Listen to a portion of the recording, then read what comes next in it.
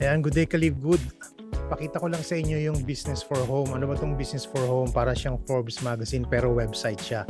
Dito makikita natin yung iba-ibang mga kumpanya na nasa direct selling or nasa network marketing.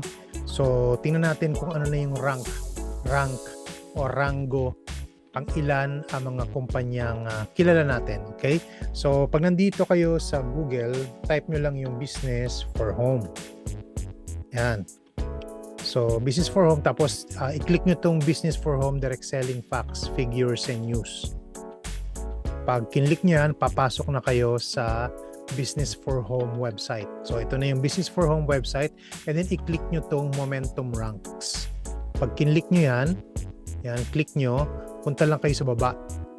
Scroll nyo sa baba. Ayun, makikita nyo pang ilan si Live Good.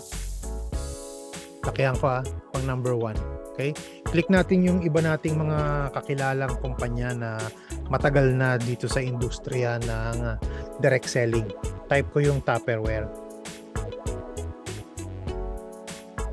Pang ilan si Tupperware? Pang 70. Diba?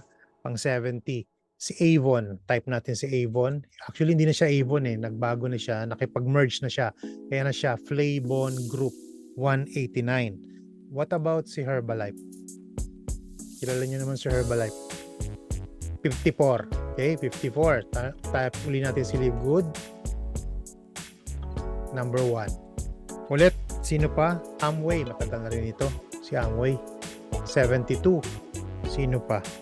Usana. 31. Okay, Mary Kay. Ito yung mga makeup ng pambabae. 87. And of course, ito yung AIM Global or Alliance in Motion. 145. 145. New Skin. Ang ilan? 52. And yung una kong sinalihan, Forever Living Products. 121.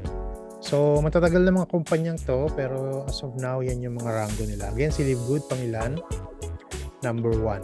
So, kung pipili po kayo ng isang kumpanya, syempre maganda na yung nangunguna, okay?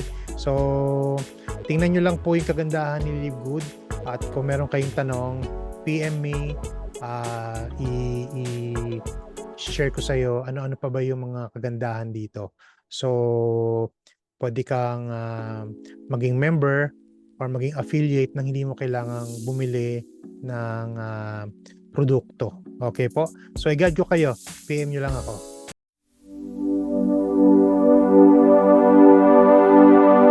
Maraming po salamat. Bye-bye!